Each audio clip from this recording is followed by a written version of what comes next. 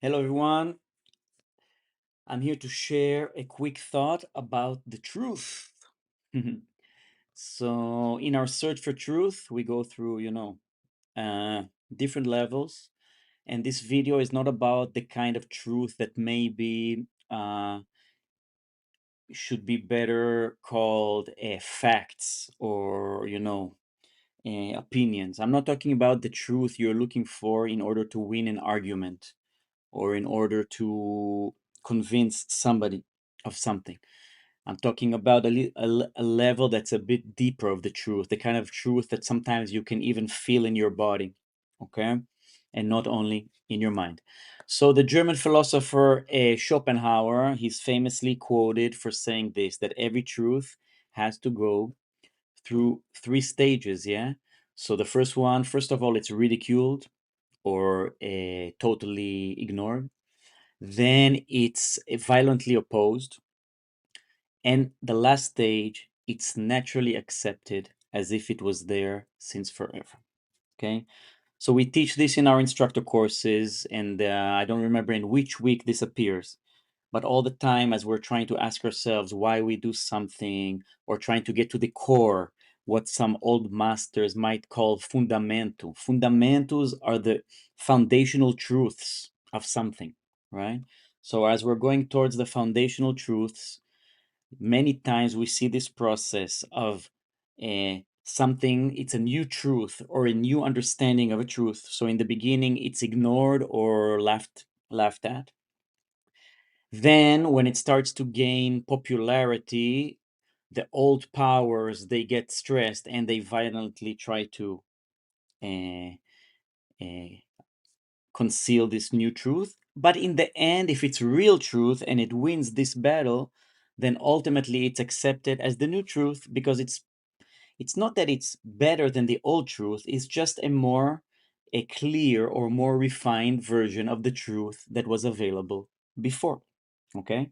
So let's give some funny examples about it. Well, in Capoeira world, the whole story of Capoeira teaches us this lesson, right? Because Capoeira in the beginning, it's ignored and ridiculed. So in the senzalas where it's starting, the the Portuguese masters looking from far away. We learned this from different books. If you connect all the stories, so the general feeling towards what was happening in the senzalas in the beginning of slavery was whatever. As long as they wake up to work tomorrow, let them do whatever they want to do. So this arising in the senzala was in the beginning, it was ridiculed and ignored.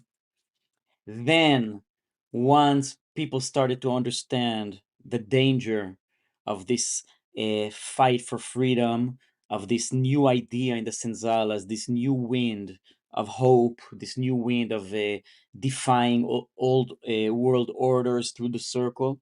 So then it starts to be violently opposed. That's of course when we have the time of capoeira, when it's out of the law and people try to cancel it. Not only capoeira, all Afro-Brazilian manifestations. And then the last part is when underneath a different name, because of a very charismatic and smart leader, a prophet in many ways, Mr. Bimba had the vision how to trick the Brazilian government into making capoeira legal. So that is the third stage. So once the president says, wow, this luta regional baiana, that's so beautiful, this art form, right? Wow. And then Mr. Bimba says, but that's capoeira. And so the president has to go like, what? That's illegal? No. So that creates a shift in the mindset, okay? Where capoeira starts this process of legalization. So we've seen it in capoeira. It happened many, many times. Same thing when capoeira, for example, expands to Brazil, or same thing happens underneath the military dictatorship. So if you study the history, you're going to see this cycle that every time a new truth appears, it's ignored, then it's opposed, and third stage, it's naturally accepted. In Israel, we've gone through many of these, and we've recognized them so much that there was a time that we would even already like laugh about it. This is the time. This is the time when they're going to ignore us. Okay. This is the time when they're going to get angry at us. And this is the time when everybody's going to understand. that it's just a natural uh, progression. So we've been through it many, many times. For example, I'll tell a short story that I'm not even sure that many capoeiristas from Israel remember because it was really long time ago. But when capoeira was just starting in Israel, it was far from being mainstream like it is today. It was actually like it was a very, very um, hippie alternative activity. In the first 2, 3 years of capoeira, even the 5 years of capoeira in Israel, it was done by strange dancers, some hippie, people, new age. It was just the beginning of the new age in the 90s, right? So it was these pioneer new age people, some martial artists that were experiment. So it was a very experimental kind of vibe. And when capoeira started to a little bit grow, it grew pretty fast. And in a small country, it was felt, right? So if you're in a small country and suddenly 150 people are doing it, uh, it reverbs. People start to get interested, right? Maybe if you're in a big city, if you're in Shanghai where there's like, I don't know, 35 million people, so 150 people do something, nobody knows about it, right?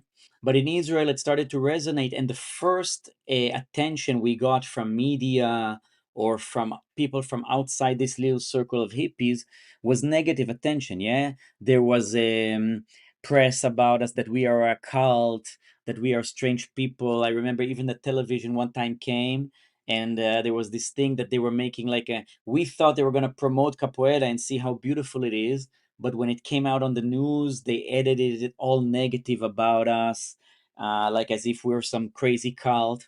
And that was the beginning, and that's the same beginning of capoeira everywhere. If you go to Europe, it's the same story. In Russia, it's the same story. In America, right? The people that start off, it's always a kind of like these alternative people that have a dream, yeah, that follow their heart. They don't really know what's happening, but they sort of figure it out because they have so much passion, and that's a beautiful narrative. That's how capoeira happened everywhere. Um, so yeah, and then so we went through this process. In the beginning, nobody knew about us in Israel. Then even the media was writing about us that we are like some cult and like don't go there because they're gonna wash your brain. And then slowly we became the mainstream where today there is almost no school where there's no capoeira, and it's recognized almost as part of the traditional educational system in Israel. Yeah. Uh, when you have so many thousands of children going through your schools, you're a big change of you impact society in a big way, because you're forming citizens just as much as the schools are, sometimes even more because the kids are coming to your classes uh, with motivation. And today neuroscience is proving that if you do something with focus and motivation and with your heart, it takes a lot less time to build neural pathways. So I'm telling you that in capoeira, kids are building more neural pathways than in school, because in school they're not focused. They're on the phones. They're talking to their friends. Yeah, but when they come to capoeira, that's one of their peak moments of focus of the day. So a lot of the education in Israel is happening through capoeira, which is beautiful. Um, so about these three truths, you can also use them sometimes a little bit of a compass of like where you are in life. We go through life moments of momentum, right, where everything is going our way, and then there's always a slowing down of momentum, and then we go through these moments of darkness where we need to understand what's next for us and what are the lessons. And so life is always this kind of ups and downs, and in the game we understand it intuitively, right? In the game you have to release and you have to come back and you have to release. But in life, sometimes these moments when we lose momentum, they are very painful moments. It could be with financial troubles, it could be with